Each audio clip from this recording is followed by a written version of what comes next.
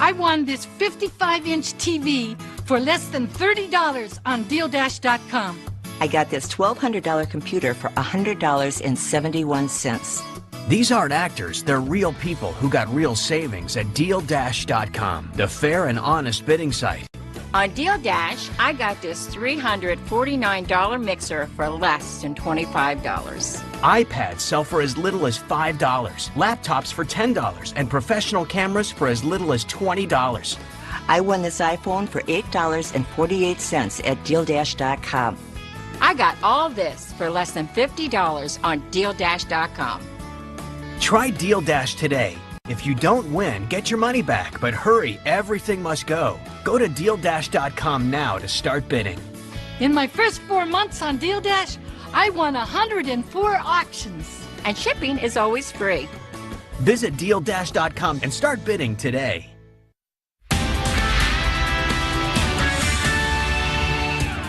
All right, military officials say a U.S. service member has been killed in Afghanistan. The member of the military's name has not been revealed. We just learned of this news earlier today, but we're told that the soldier died from wounds sustained during operations in Logar Province, Afghanistan. More on this developing story, Julie, as we get it. All right, Connell. Well, President Trump and First Lady Melania Trump now mid-flight to Japan, the first of 5 stops on their marathon trip to Asia, a first for the commander-in-chief. It's a presidential visit expected to focus heavily on the growing nuclear threat out of North Korea. Joining me now is Oriana Skylar Mastro, AEI, visiting scholar, assistant professor of security studies at Georgetown University, and U.S. Air Force Reserve Political Military Affairs strategic at Pacific Air Forces, and clearly an underachiever based on all of those titles. Okay, so first of all, let me ask you, what does President Trump need to do on this all-important trip to Asia?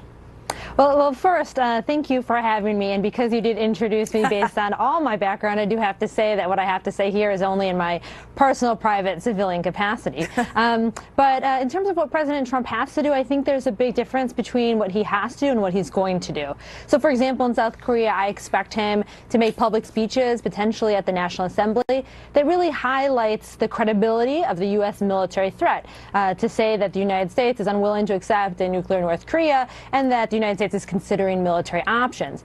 However, what he needs to do is actually signal to our allies, especially South Korea and Japan, that the United States will not take any unilateral military action that is unnecessary, and especially without their coordination. Absolutely. And that is the whole point of this, is to strategize with our allies. And now with aerial drills recently conducted over South Korea by 2 U.S. strategic bombers, you know, the timing of all of this happening right as the president is about to make his first trip to Asia, it's raising tensions in recent days.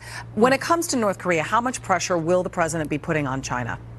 Well, my understanding is that President Trump believes that China is really the key to solving this issue, and that he is willing to sacrifice some key strategic issue areas, I would say the South China Sea, in order to leverage Chinese support. I think this is a big mistake. The South China Sea lies at the heart of U.S. leadership and power in the Asia Pacific, and if the president does not bring it up as the key point of tension between the United States and China, the United States is going to be conceding massive ground in the region. But unfortunately, I think instead the president's going to focus on trying to get China's support in implementing current UN resolutions and putting even more pressure on North Korea, which the Chinese believe are not really going to impact North Korea's thinking, even if they do follow through with U.S. wishes. That's very interesting. You know, trade obviously is going to be factoring heavily during Trump's trip, the president's trip, as he tries to persuade Asian allies to agree to more policies, more favorable to the United States. I want you to listen to Josh Dawsey, political White House reporter, with more on that, and then your reaction. I think it's a bit of a stalemate situation, so you probably won't see significant progress. But a lot of it is symbolism and visibility to North Korea. Hey, you are really actually isolated here. Trade is obviously an important component of the president's agenda. It's unclear whether he'll be able to do anything concrete on that front. How should the president reassure our allies the U.S. is dedicated to upholding economic principles? Well, again, this is very hard, primarily because of the policies that the president has promoted. I think the president is going to do a great job while he's in country of making the right statements about upholding these principles of free trade.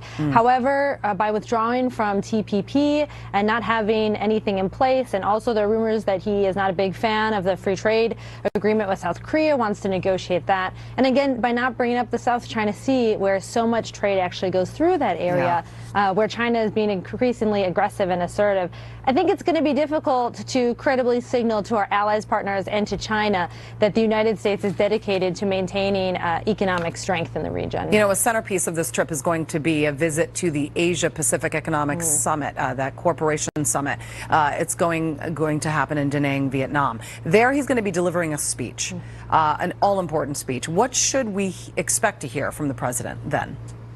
Well, what I hope to hear is actually a broader vision of the role of free trade in the international system and how much the United States has historically promoted